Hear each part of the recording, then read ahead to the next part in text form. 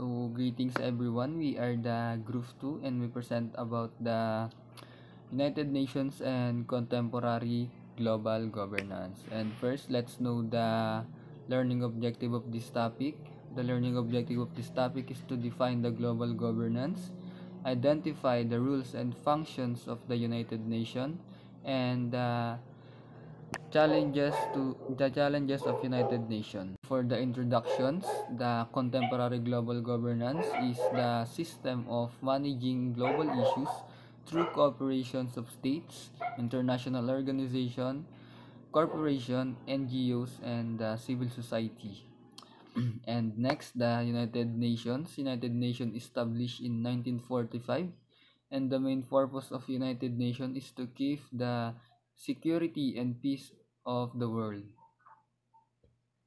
Together, they solve the unpredictable issues and maintain the peace of our world.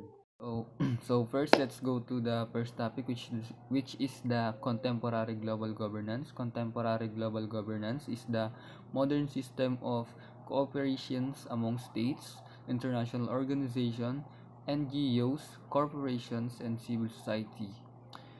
And no single state holds the supreme authority, and the decisions are made collectively through sharing ideas of the corporations and organization and other global actors. They need to cooperate because, as I said earlier, there are no single states hold the supreme authority.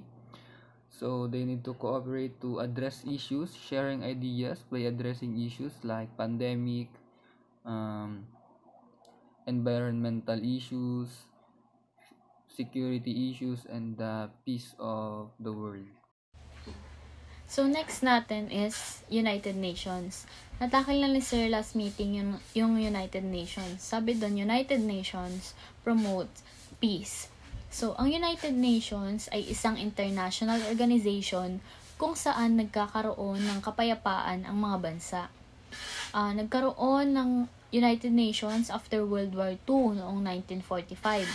So, dahil nga sa tindi ng pinsala na nagawa ng World War II, is napagdesisyonan ng mga leader na magkaroon ng isang platform or organization na mas effective at mas malakas kung saan maaaring mag-usap yung mga bansang may alitan para maiwasan yung digmaan. So, bukod sa ang United Nations ay nagpo-promote ng peace, ang United Nations din ay sinisiguro or pinoprotektahan ang karapatan ng mga tao, or ito ay tinatawag na human rights. Bukod doon, ang United Nations din ay tumutulong sa mga biktima ng sakuna, katulad ng bagyo or lindol.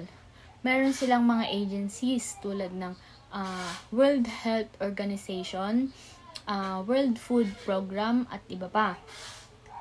So, ang United Nations ay isang world meeting room dahil dito nagkikita-kita yung mga representatives ng mga bansa para makapagplano or makapag-usap or at maghanap ng solusyon para sa mga problema na kinakaharap natin.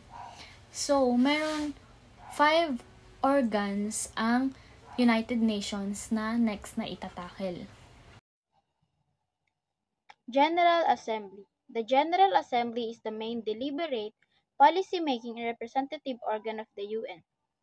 It is essentially the parliament of the world, where all 193 member states are represented, each holding one vote. The General Assembly convenes annually, regular session, typically starting in September, and may also hold a special session as needed.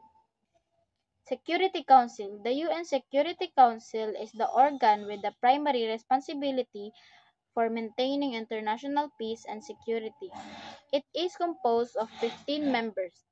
The 5 permanent members, including the China, France, Russia, United Kingdom, and the United States, and 10 non-permanent member states by the elected by the General Assembly for 2 years term. Economic and Social Council. The Economic and Social Council is the UN organ responsible for coordinating the economic, social, humanitarian, and cultural activities of the UN system. It serves as the central forum for discussing international economic and social issues and formulating policy recommendations. Economic and Social Council has 54 members elected by the General Assembly for 3 years term, assuring equitable geographic representation. Considering the Economic and Social Council as the UN's planning and coordination team for economic and environmental issues. It works to improve living standards, promote human rights, and tackle global challenges like poverty, climate change, and inequality. The Economic and Social Council plays a crucial role in making world better place for everyone. So let's go to the fourth, which is the International Court of Justice. The International Court of Justice is the main principle of judicial of United Nations. Ang ibig sabihin po nun, ito po yung personal na hukuman ng United Nations and the task with the resolving dispute conflict between states. Dito po nire-resolve yung mga alitan ng mga states or mga dispute na hindi nila nasunod or mga legal movements na katulad ng hindi pagsunod sa agreements ng kunyari sa trading. Kapag may hindi sila sinunod na rules doon about sa trading, pwede sila mapunta dyan sa ICJ or sa personal hukuman ng United Nations. And ang decision ng International Court of Justice is nagbe-bend lang sa involved parties, which is yung dalawang state na hindi nagkaintindihan or may conflict. Ginagawa nila ito para mas mapatindi at mas mapa-interconnectedness pa po ang ating bansa. To the last active organ, which is the Secretariat. The Secretariat is the administrative organs of United Nations, responsible for carrying out the day-by-day work of the organization. It's headed by the Secretary General. And dito pong Secretary General na to is siya po yung minsan na spokesperson ng United Nations. Siya po yung nagsasalita sa United Nations kasi po siya po yung nagga-gather ng information about kung paano yung gagawin, kung ano yung mga ibibigay ng mga details. Sila po yung nagre-research about sa mga possible na pwedeng maging issues and maging challenges ng ating mundo.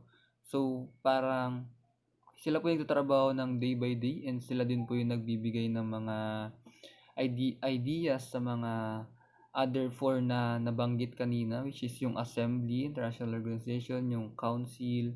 Sila po yung sila po yung may trabaho doon na magbigay ng mga information about sa mga conflicts, and tumutulong din po sila para mapabuti at mapaganda ang seguridad ng ating mundo. Global governance is such a complex issue that can actually teach an entire course itself. This lesson has focused on the IOs and the UN in the particular. International organizations are highlighted because they are the most visible symbols of global governance. The UN, in the particular, is the closest to a world government. What is important to remember is that international institutions like the UN are always in the precarious positions. Global governance means pagtutulungan sa pag-manage ng world problems like climate change, poverty, human rights at wars. Malalaki at complicated po ang mga problem na ito at walang single organizations, kahit po UN, na kaya mag-solve lahat. The UN tries pero nahirapan po, countries don't always agree at may iba na nag-i-ignore sa rules ng UN. For example po, conflicting interests of member states. The UN is made up of almost every country in the world. Each has its own interests, politics, and culture. These interests often clash, making it difficult to reach a single decision. Isa po ito sa challenges ng UN. Bakit? Dahil hindi po lahat ng states or county ay pare-parehas ng interest, kaya po nagkakaroon ng conflict or alitan dahil dito. And lastly, hindi po sila madaling makagawa ng decision dahil sa conflict na yan, and that's one of the most challenges faced by UN.